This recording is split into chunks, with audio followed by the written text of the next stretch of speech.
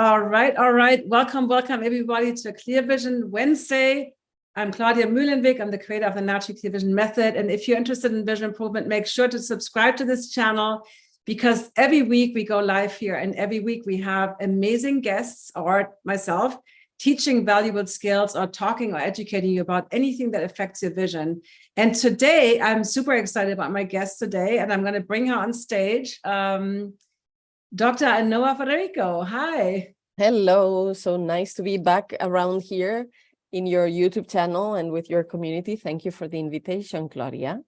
Yeah, so we have a topic, that you'd also teach, obviously. So I didn't do a good job introducing you. So you are a natural vision improvement teacher. You're also a professor at the University in Toulouse. And I think, do you want to tell us a little bit about your background? Because you're probably doing a much better job than I do. Okay, well, as you said, I am a researcher and professor at the University of Toulouse. I have been actually teaching natural vision improvement at the university for a number of years now. First, it started in the what they would call the Free University of Toulouse, where researchers and teachers share their research fields with society.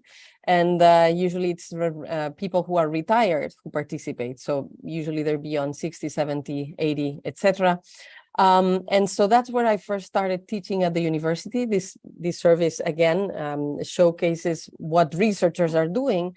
And it was interesting to see that my classes would always have to double, and there was always a waiting list to participate in them. So colleagues started noticing, and I was invited to join another colleague to transform an existing master that was going to disappear because the person who had created it went retired as well.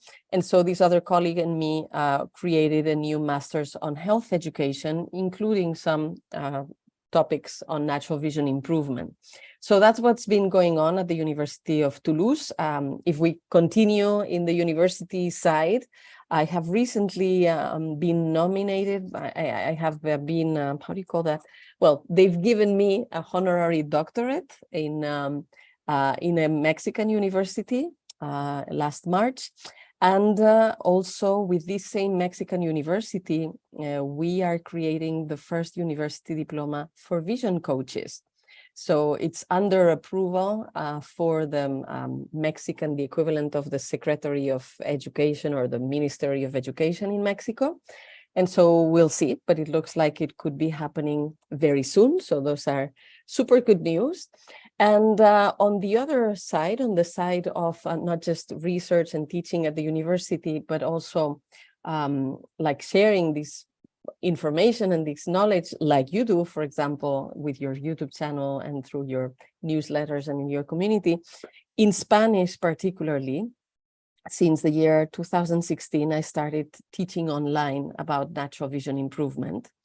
And since then, it's been 16 million people watching the videos in my YouTube channel, 8 million visiting pages in my website, 4 million going through my free training in 200 countries, like I don't know how many more there are in the planet, so that's about it. And yeah, thousands of students of the advanced program. So thanks to the tools, the online tools, like you also do amazingly well in English, I'm also sharing about natural vision improvement broadly. I consider that these online tools nowadays are a revolution for diffusing useful information. Like in prior centuries, it was inventing the print. So we have an opportunity to educate. That's wonderful. Was that kind? Yeah, that was amazing. And our topic today is better vision through reading, which is the name of a program that you have. And I really like the name of that program because for most people, reading becomes a problem. And I know you overcame your own vision challenges. We don't want to go.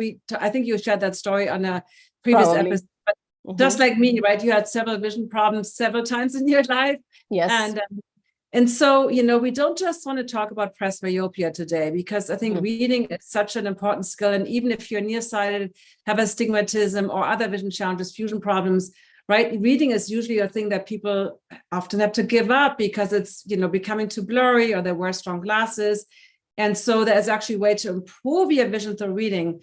But let's backtrack a little bit. So what do you think is the main reason that people, I do want to talk a little bit about presbyopia, which is the old age side, right? When people get reading glasses in their 40s or 50s, and as they often notice, their vision declines really fast. What do you think is the root cause of presbyopia? So, okay, so on the one hand, it's interesting we're talking about this because, as I mentioned, I started teaching within the context of the university. The first space was basically for retired people. So people who were very interested, they were already attending these Free University of Toulouse classes, and they noticed there was something to improve eyesight. And of course, they were interested. Some people had been wearing glasses for decades already, and some were not just having presbyopia, but also starting to have other issues like cataracts or macular degeneration or others. And so they were very, very happy. So it's interesting also to notice that, and we've had plenty of success with these populations, and you have also, of course. A lot of the people who are interested in natural vision improvement, some of them have had issues all their lives, but some actually become interested after their 40s, 50s, when presbyopia starts to say hi and the need for reading glasses. But one thing that is interesting around presbyopia is that 30 years ago, the standard time to have presbyopia appear was after your 50s, in your 50s.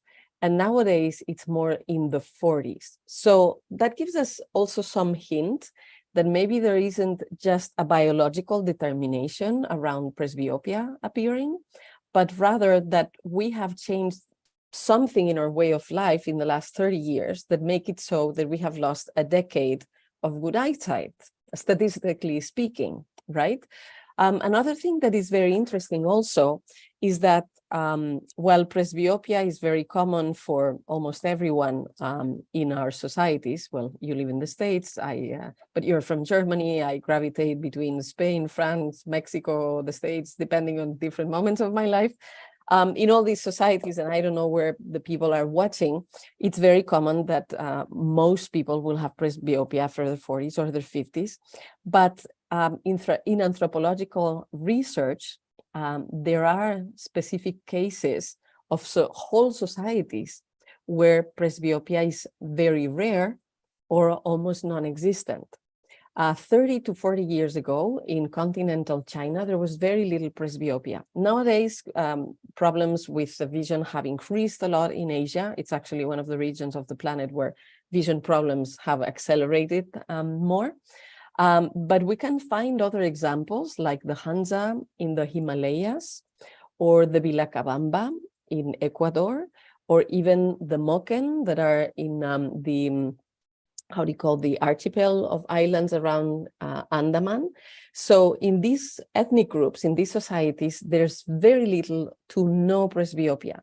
And actually, even if we come back to our way of living and around here, wherever it is that you live, look around you and maybe you know someone or you remember someone who, being very aged, can still put the thread in the needle or can still read the prescriptions, like read the ingredients in the labels, or can read the very small print of the medicines, like the instructions that come with medicines.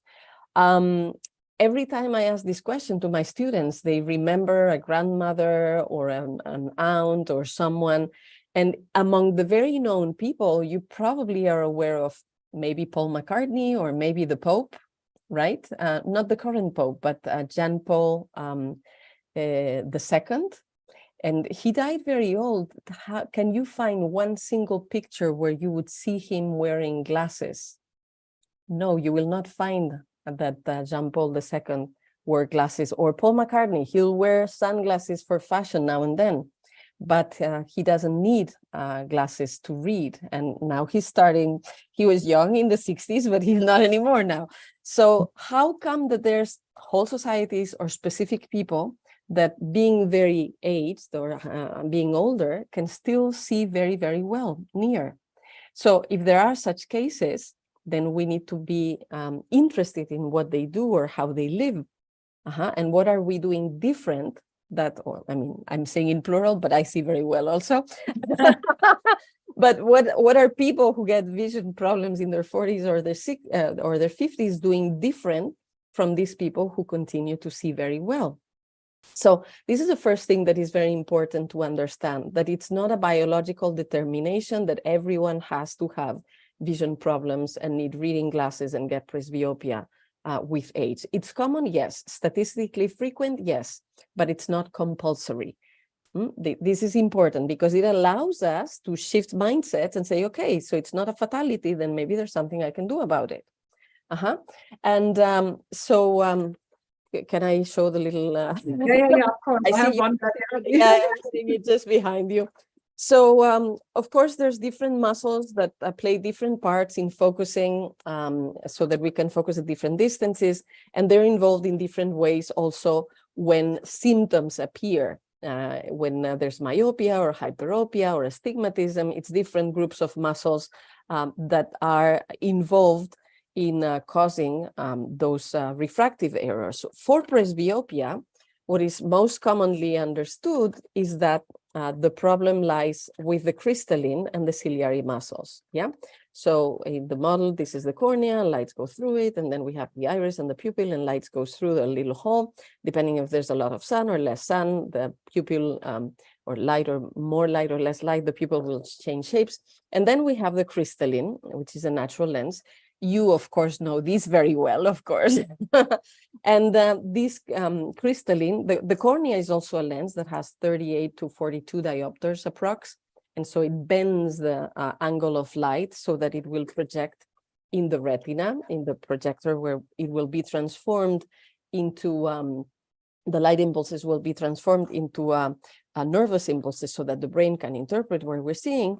But we also have this other lens, the crystalline. And what is very interesting and specific about this one is that it has the capacity to change shapes. Yeah, when the ciliary muscles get tense and they press, the crystalline will bulge up and it becomes like a magnifying lens, and then we can see near. And when we're looking far, the ciliary muscles, they relax, the crystalline becomes flat, and then we can see far away. Okay, and then we have the vitreous humor, like a gel, a jelly, a transparent jelly.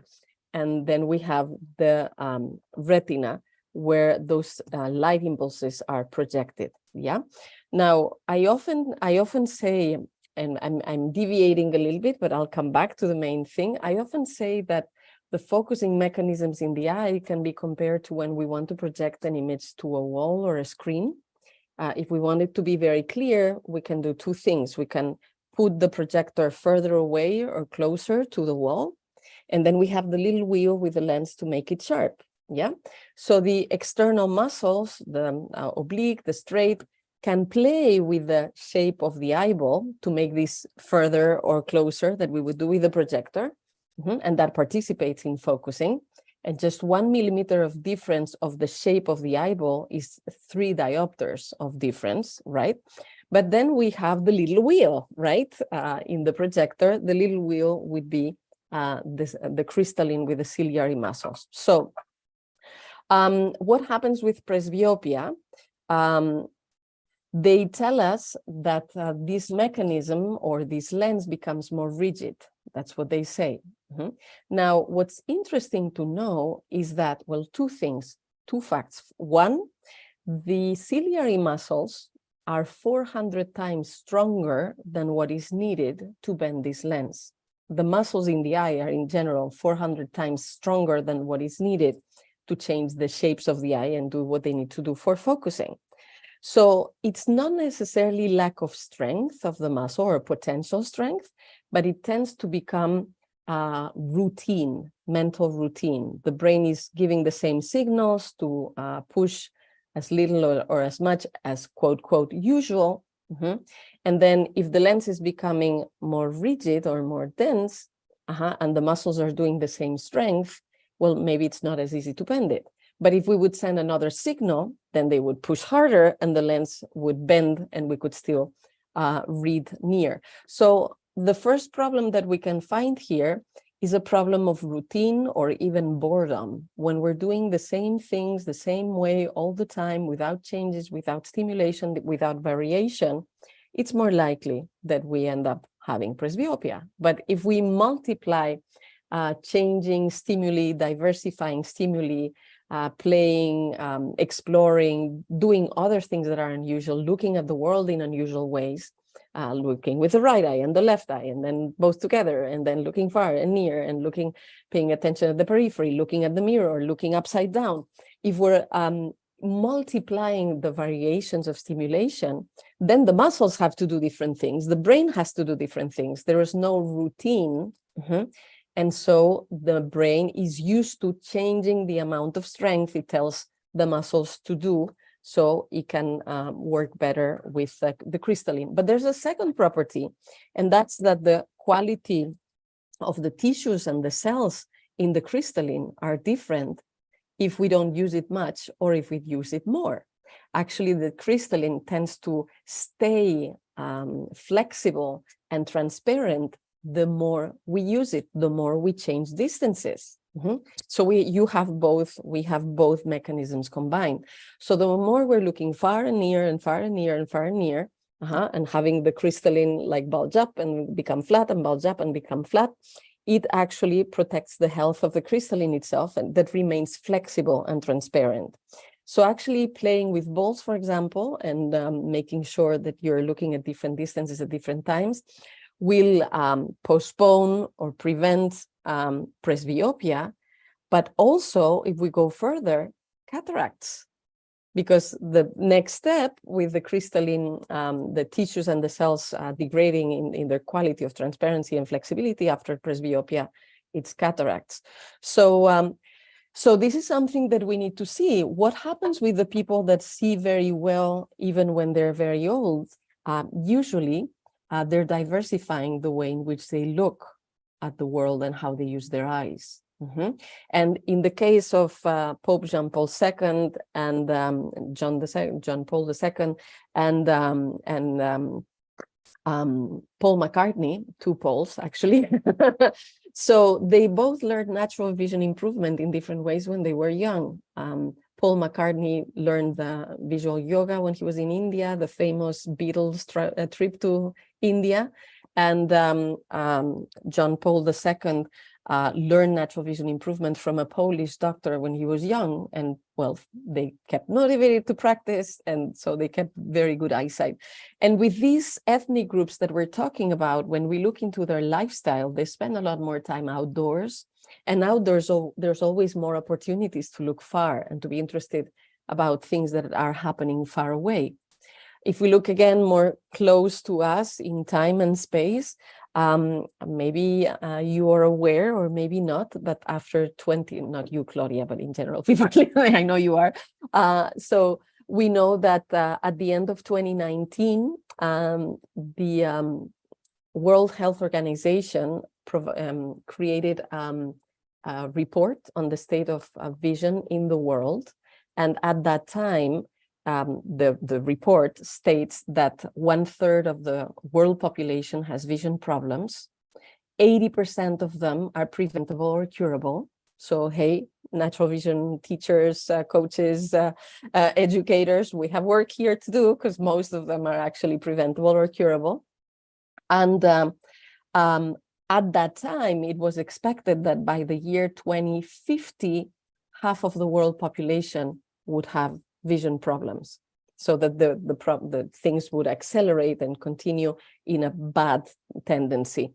Now, you know, after the end of 2019, a few months later, what happened? Well, March 2020 happened, and besides the 100th anniversary of research on natural vision improvement and Dr. Bates, etc., well, everybody's aware that there was COVID and there were lockdowns everywhere in the world, or in most places. Just in June 2020, so 3 months later, there were many publications in scientific journals and the press announcing how just with 3 months of lockdowns, vision problems had accelerated. In Spain, it was 55% of the general population and 77% of teenagers. huge. And we were not confined just for 3 months, right? I mean, of course, this depended a lot between countries, but in some places, there's been 2 years or more of having completely transformed our lifestyle, and we're just barely like getting back to old habits of being more outdoors, etc. So even in 2020, and we're 3 years later, the projections changed, and now the expectation is that by the year 2030, half of the world population will have vision problems.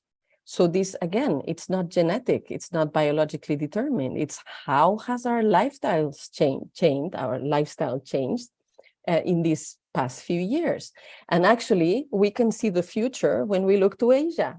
In Asia, depending on the countries and depending on the cities, of course, there's variations, but there are many places where 80 to 95% or more of the population have vision problems. And again, this is not genetic. 1 generation ago, they were at 50%. So what are they doing? What are we doing with our eyesight in our daily life, with our habits that is causing vision problems? And when we talk about that, well, we can revert it. Let's not do what creates the damage and do what keeps eyesight functioning well. And we can prevent presbyopia this way.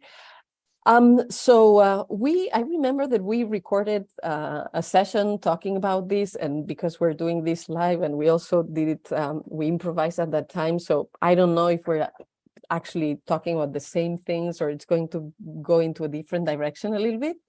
But I mean, whatever you feel is the most important. I don't remember exactly what I asked you because I always come up. But first of all, that was really fascinating. We have some questions on YouTube. We will get to those.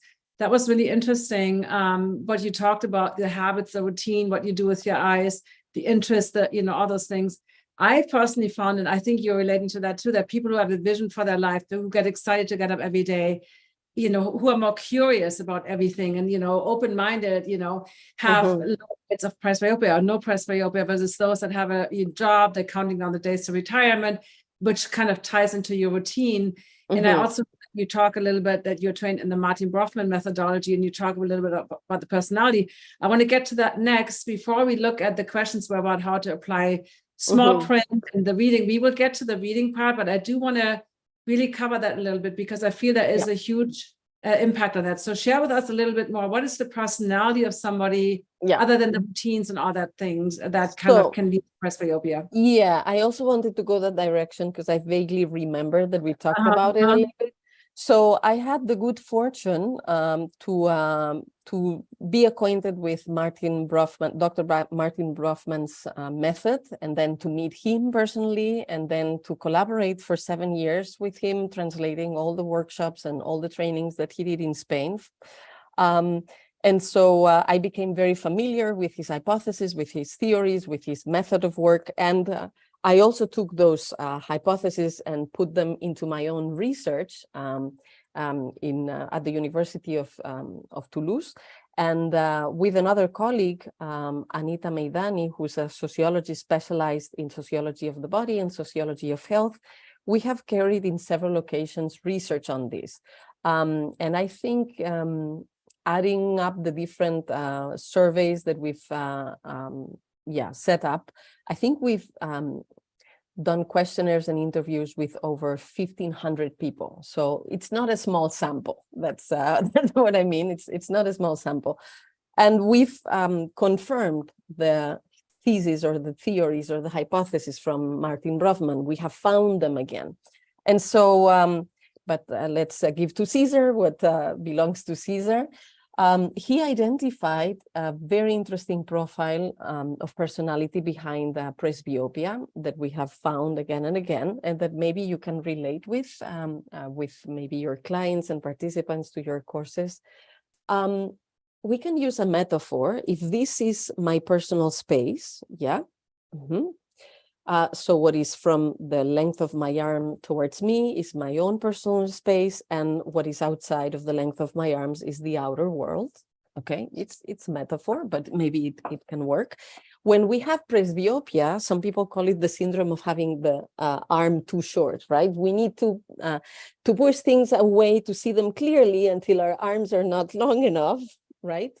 So in terms of energy, what are we doing? It's as if we're pushing our energy away from ourselves into the outer world. And when we observe the age at which presbyopia appears in the societies where it's common, compared to the societies where it's not common or when it wasn't common, what usually happens around the time when presbyopia appears is that the person is not valuing herself or himself anymore. The person feels that they have lost worth or value, or their life has lost interest. And so when they start feeling that way, they start looking into the past, and they consider that the best has already happened. They already had their profession and maybe now they're retired, or they already had kids, or they didn't have them, or they got married, or they didn't, or they divorced. But it's as if all the important stuff already happened before. And now it's not as interesting. I don't know in English what it would be, but in Spanish, these people even speak in a certain way. And they say, in my times, things would be this or that, right? And I always look at them with surprise, thinking, you're alive, so your time is also now. I mean, if you're alive, your time is now. Then it was also then, but it's also now. So people tend to look at the past with nostalgia, with guilt, or with anger. And sometimes regretting the things that they did or they didn't do, or the things that other people did to them, but their consciousness and their attention is in the past. And in the present, they feel like they don't have as many options. Like if they want to buy a house, they won't get a mortgage anymore or a loan because they're not young enough to do the payments, so they cannot change houses if they want, or maybe they cannot have kids anymore, or maybe they're retired and they cannot work anymore in the things that they would love to devote themselves to. And even because we live in very ageist societies, they look at themselves at the mirror and they start to see wrinkles and they don't feel as attractive. So, and then they look around them to young people and they're using technology like they were born with it, and they're having trouble to find what the process is. So it seems as if the best of their life happened before and they don't feel suited or useful anymore in the present. And what is different in those societies where there's no presbyopia? Well, I was very interested when I first learned about this research on how 30 years ago there was barely any presbyopia in China. Now things have changed, and if you look at how the Chinese society is, it's very infused with the philosophy of Confucianism, where family relationships are very important, but they also have a hierarchy.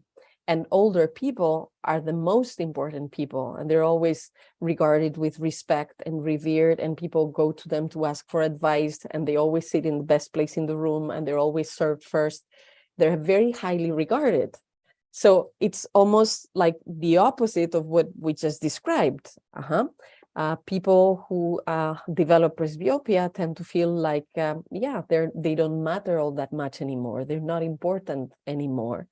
Their life is not so interesting anymore. So instead of giving the energy to themselves and feeling at the center of their own film, of their own life, like the protagonist in the driving, in the steering wheel of their own car, in their own vehicle, they start giving their energy to the new protagonists. And so they'll pay a lot of attention to taking care of their kids or their grandkids or their spouse or their parents or their neighbors, or maybe some social cause somewhere where they feel that it makes sense, but they're giving away their energy. That's why they see clear far, but they're not seeing clear near anymore. They don't devote enough time to their own needs. They don't give themselves enough attention. They don't take time for themselves to be at the center of their lives. And interestingly, people with presbyopia, they're often running for others, but they don't take time for themselves. They don't take time also to see.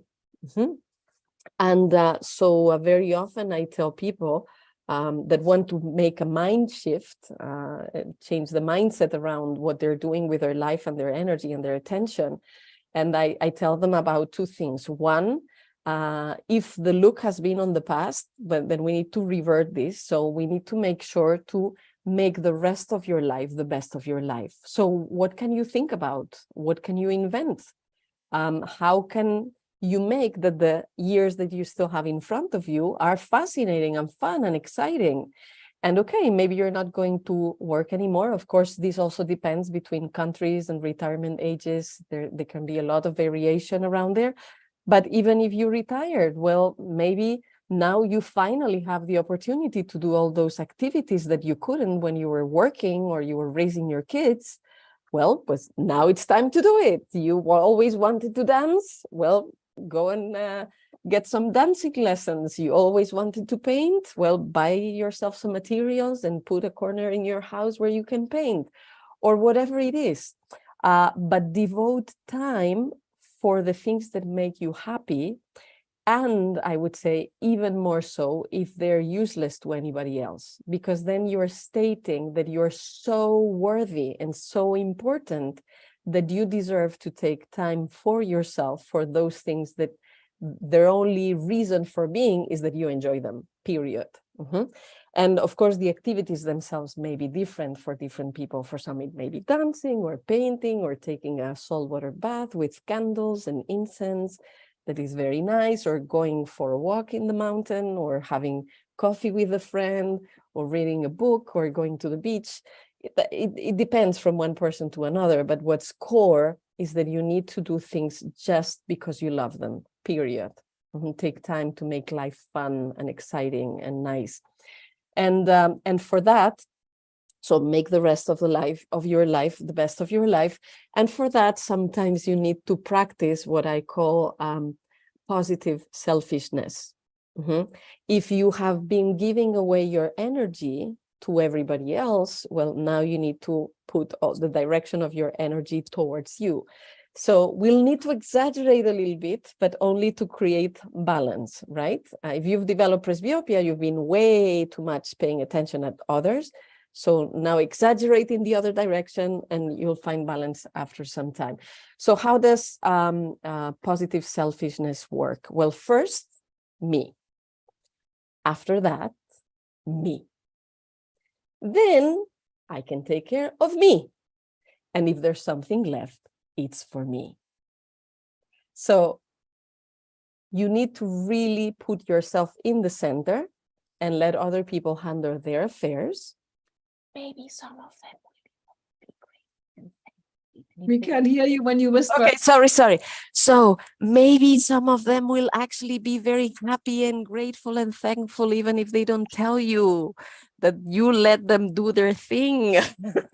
Maybe they that was so fascinating. And I think you definitely, you definitely hit a nail. I think it's very much that, idea of, and my background is farsightedness, so there was always the tendency to not look at myself. I also didn't have good vision, so I didn't want to see. But yeah, that's very, very fascinating, and it kind of lines up with what I talked about, people that are counting down the days to retirement. So one of these activities, and I want to bridge the gap now to reading, because the better vision through reading idea that you are sharing is not just for presbyopia. Obviously, presbyopia is one of those things that we probably all love to do. When you have presbyopia, you love to read, and reading is also a form of self-care, because you're really doing it, right? Especially if you don't read nonfiction, fiction, you're really doing it for your own enrichment, right? Versus like learning something. But even if you learn something, a lot of people I know have retired, and now they're discovering another thing that they really want to learn and even go to university or college for. So reading is one of those things. And obviously there's other near vision activities. I think, but reading is one of those that most people feel the most frustrating. And it's like reading a menu in dim light, maybe you're starting to date again after divorce or whatever, or you go out with friends, or reading a book. So, we have some questions on YouTube. But before you get to that, there's a question about myopia, but let's talk a little bit about what is the approach to, apart from everything else that you shared. I love the me. I think for most people that would be a hard one, maybe the first step, me, and then the second step, and then you get to the point where I include myself. It's definitely challenging for me with daughters, and they need help. And anyway, so what are other things in terms of specifically for reading that people can do with presbyopia? Like, what's your approach? Let's say somebody already wears reading glasses or maybe bifocals or progressives. What do you recommend to do?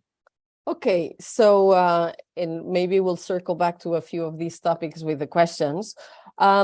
So indeed, the Better Vision Through Reading program is not necessarily only for people who have presbyopia and want to see better, but actually for anybody who loves reading, to be able to read, seeing better, so understanding better and with more focus and remembering better and having just a more enjoyable experience, while also taking care of their eyes and improving their eyesight.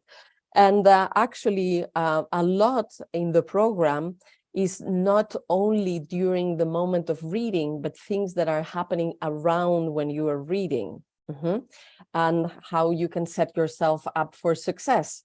And for example, there is a whole level that is about the environment where you read.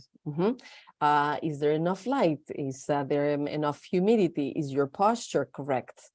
Or are you reading in a way that's creating a lot of tension or a lot of strain for your muscles in your neck? And that's then going to create more strain in all your body and probably more constraints also for your eyes. So the environment where we read plays a huge role, and we can optimize for those conditions. And then also what happens before you are reading. Why are you reading? Are you reading something that's interesting? Are you reading with pleasure? Are you obliging yourself to read every word, or are you looking for something particular?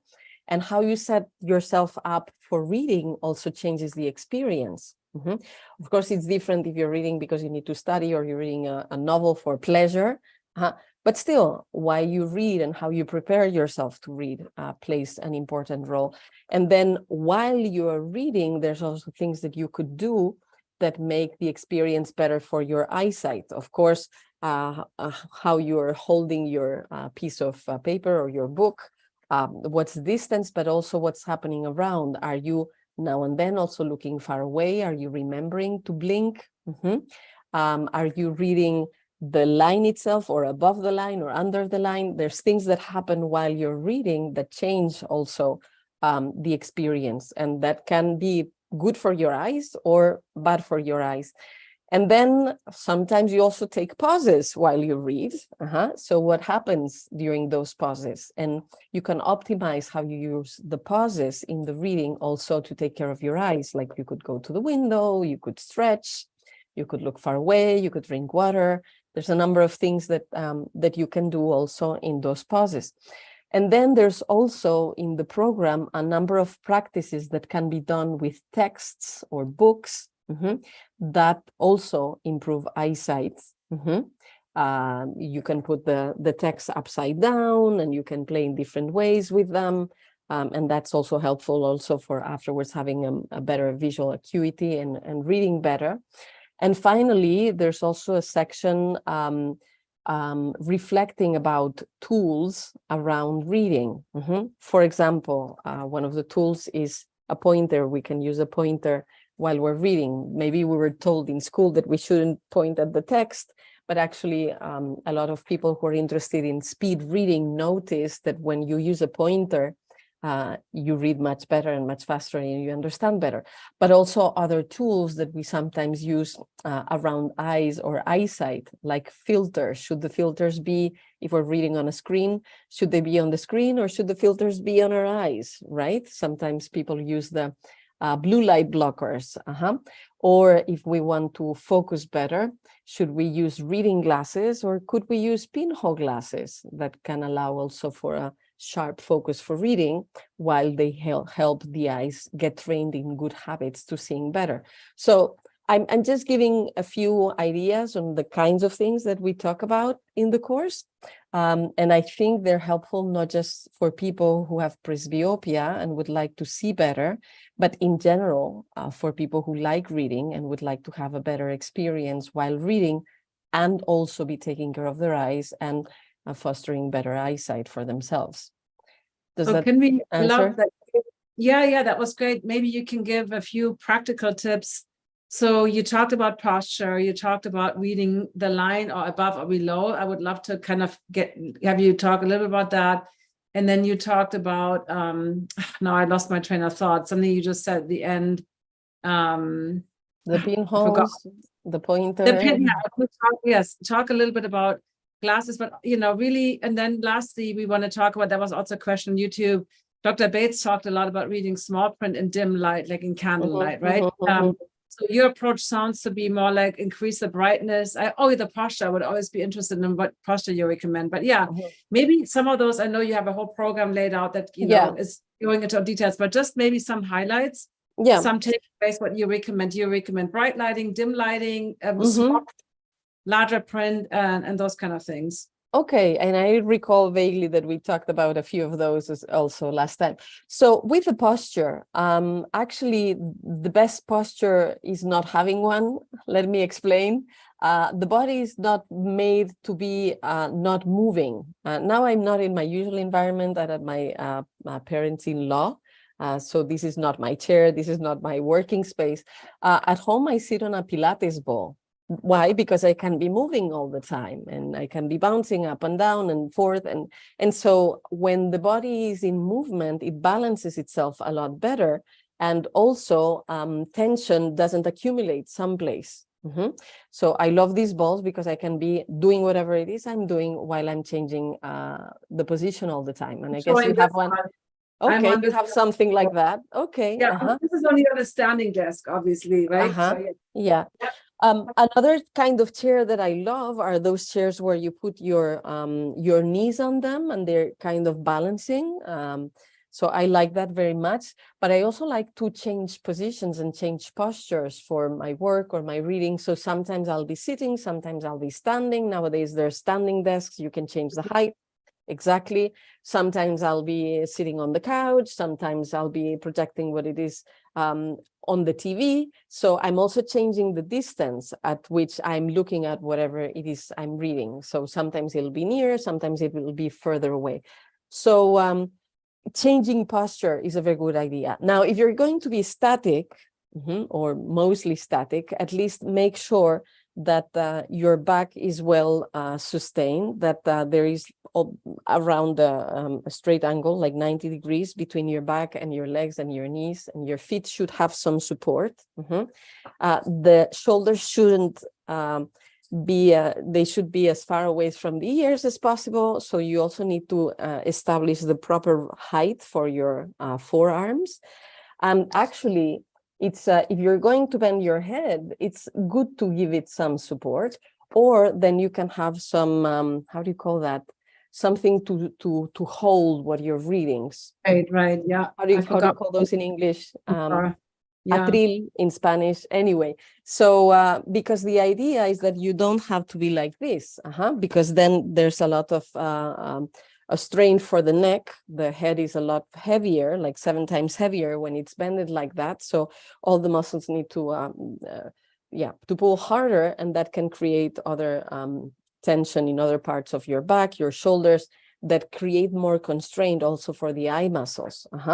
So, and the idea is to have the thing at more or less the distance of an elbow, although I like to change the distance, not have all the time the same one. And ideally at the level of the eyes, or sometimes even better, a bit higher. And why that? Because when the head is going down, not only it has an effect on the muscle tensions, but it also has an effect on your emotions. Looking down is correlated with depression, and looking up is correlated with enthusiasm and joie de vivre. Actually, look at any sports person that wins the Olympic Games in something. What do? Yay! They look up, right? So when our reading posture is constantly looking down, we're closing our posture, and we're creating for our neurotransmitters information about we are depressed. We don't want to do that, yeah? There's a beautiful talk by Amy Cuddy, a TED Talk, and sorry, I don't recall now if she's a professor at Harvard or Stanford. It's one of the two. And she's talking about nonverbal communication, and posture is gestures, posture. That's what nonverbal communication is about. And your posture and gestures communicates a lot of things to the outer environment. But the most important thing is what you're communicating to yourself. because your brain is also taking clues and signs of how you're holding yourself to interpret how you feel. It works both ways. So if we're holding ourselves in a depressive position while we're reading, it's not going to be very good for us in the mid-long term as well. Yeah. And we were talking about how emotion affect eyesight. Well, there's different dimensions around it. What else can we do with posture? So we talked about, the height and light, I would say, is so important, having enough natural light in the atmosphere. Okay, and also maybe good light focusing on what you want to read, and not having, if you're going to do it on a computer or a tablet or something like that, not having reflections of light that are very disturbing for the eyes. So there go some of them. So Tricia found the TED Talk, the link to the TED Talk by Amy Cuddy. Yeah, good. I love that one. It's very, very, very good, very useful. So yeah, and so the other thing I would love to talk a little bit about is there's two things: speed reading, because sometimes I got clients that did speed reading where they try to do see the whole paragraph clearly at once and don't move their eyes. That lead to, and the other one is the small print. So there was a question. Yes.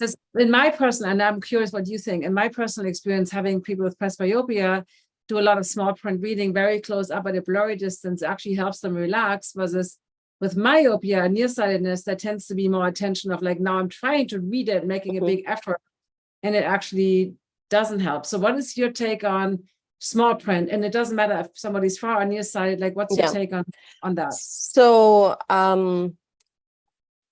I'm going to answer combining several of the things that you're mentioning and also remembering what we talked about last time.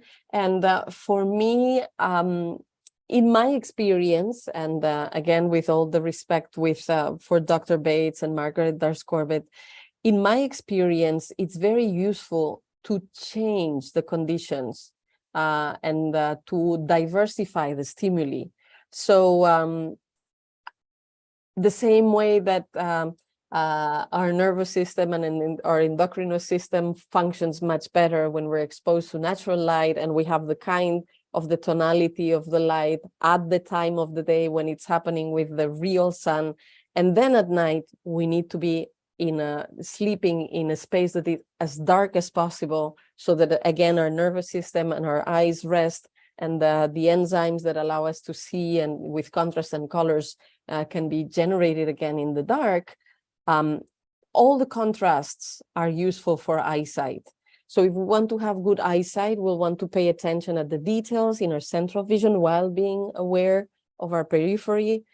It's useful to be aware of what the left eye and the right eye is seeing independently, and then also together, because it improves. You mean like patching, or because there was a question about somebody? Yes. Okay. So working, patching, reading, for how long would you recommend doing that? Well, I usually recommend doing things as long as they feel nice and that they're fun, because then you're in contact with the input from your own body, and then it can tell you when it's tired or it's training or it's bored, because the more you do things with enjoyment and presence, and the better it will be. What I do is that sometimes I go walking around the side, the block of houses. I go walking around the neighborhood. Around here, it's very beautiful. And so I will cover one eye. I like a tool from another colleague of ours. Maybe you've invited her, maybe even more than once, Irina Castle. She has this thing where you can swap the shields and block. It's very nice. Anyway, but you could use a post-it, or you could use an eye patch or your own hand. And so I walk around. I do one tour looking with one eye, and then the next tour I do it looking with the other eye, and I discover fascinating things when I look with one eye or the other, and then I do the tour again with both eyes, and then I allow myself to enjoy the 3D of things, and also be fascinated by the beauty in that way. But what I meant is, you want the contrast, like center and periphery, right and left. You want to look far and to look near, and you also want to stimulate your eyesight with a lot of light and also with little light. and to put your eyes in different conditions so that all the different muscles and all the different mechanisms are invited to function in different ways. Something that I encourage my students to do also is to take darkness baths. So, or darkness showers. So what would that be? It's actually doing your usual hygiene practice, whatever, taking a shower, taking a bath, but to do it in the dark. Usually bathrooms tend to be one of the rooms in the house that don't have necessarily a window. So it's easier to create easily a dark space there. Maybe you can, probably there's no windows, or if there is, you can close it, you close the doors. Maybe there's a little bit of light that goes under the door, like you don't have to create total darkness, but to have the room as dark as possible, and to take your shower or your bath or whatever it is that you do with as little light as possible. And as you're doing that, in those maybe 10-15 minutes, you'll notice that at the end you see a lot more than in the beginning, really a lot more, because the rods have had the time to be stimulated and the brain to pay attention at that. And actually we could go as far as 2 hours into little light, or quote, quote, darkness, and we would notice that we see more and more, but we don't usually give ourselves the time to notice. So taking a bath or a shower in those conditions, it's a safe space, you know where it is, you know where you're doing. You could even order your bottles of soap and conditioner and shampoo so that you don't put the wrong thing in the wrong place. But it's a moment that you can give yourself to experience seeing in the dark. And so for reading with small print or bigger print, with light or with little light, I would actually encourage doing all of the above. And to keep changing. So sometimes you are going to read a smaller print, and sometimes a bigger print, and sometimes with more light or with less light. But one thing that, can I check really quick? So first of all, two things. One person wanted to know if you read the line or below the line when you read text, and also when you read in lower light. Let's say you talked about like darker. We'll talk about that. When you relax, do you just not try to read, and even if it's blurry, do you just move your eyes along the text, or what do you recommend? So, but what I was going to say just before is that changing conditions is very interesting, but in the present moment, look for the set of conditions that is not going to create strain. Because when we create strain at that moment, that's counterproductive. So in the moment, if you need to put the letter a little bit bigger or the light a little bit bigger or the opposite, go ahead in the moment. Now, for practicing vision improvement, you can, of course, on purpose, set a little bit more challenging conditions, but you're going to do it for a short period of time, and then you can do some palming and resting, and then you go on to something else. And for reading, for speed reading, so it's a bit more of the same. If we're using our eyes all the time, it's in the same way, like trying to capture the whole paragraph at once without moving the eyes. That's not going to be good for our eyesight in the mid-long term. But if we're combining doing that, because at some point we need to read fast for a limited period of time, and then we go for a walk in nature and we're looking at the birds and we're doing something else, then these different ways of looking and seeing end up compensating, and it's okay. For speed reading, they say that actually looking at the upper part, there's more variation in letters in the upper part, like you have the T's and the L's and the I's with a dot. So it's actually easier to do the recognizing faster with the upper side. So some people, instead of putting the pointer under the line, they will put it above the line. It seems to work better for them. Now, with speed reading, there's also something that's interesting that we can also relate with eyesight in a different way. And that is that we also understand what's in the text through our imagination. And we are not just reading with our eyes, but we're connecting also with the intuitive aspect of it. And also, as we are reading, we're not just paying attention at the shape, but rather at the meaning and the images that the meaning is creating in our mind. Imagination is very linked with eyesight and vision. And So much that, as you know, we have colleagues that see very, very, very, very, very well, perfectly well, or normally well at different distances. And when they measure, because we have a colleague that's actually an optometrist in this case, and if he would measure the shape of his eye, he would still find a refractive error, but he sees very well. So it looks like there's something happening at another level of the consciousness that is not just the anatomy and the physiology of the eye that is allowing for that clarity. And so here we open into other spheres and dimensions of eyesight and seeing and perception that go beyond. But maybe now we're deviating into a different direction. We have to come to a close on the YouTube live. We have a little extra 15-20-minute chat with our Clear Vision Club tribe.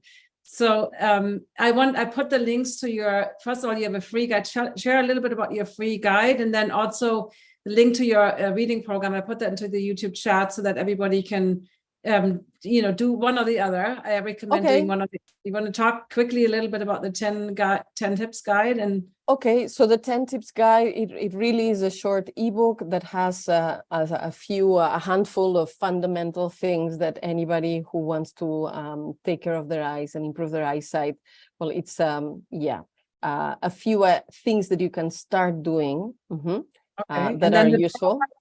The reading program is kind of a self-study program. Yes, exactly. Better Vision Through Reading. It's a self-study program in which we do talk about all these different things that I mentioned, like the environment, how you prepare yourself for reading, what's happening when you're reading, how do you handle the pauses, practices that you can do so that you can improve your eyesight for reading.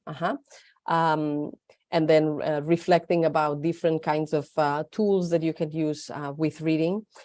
So it goes more in depth, of course, than the ebook.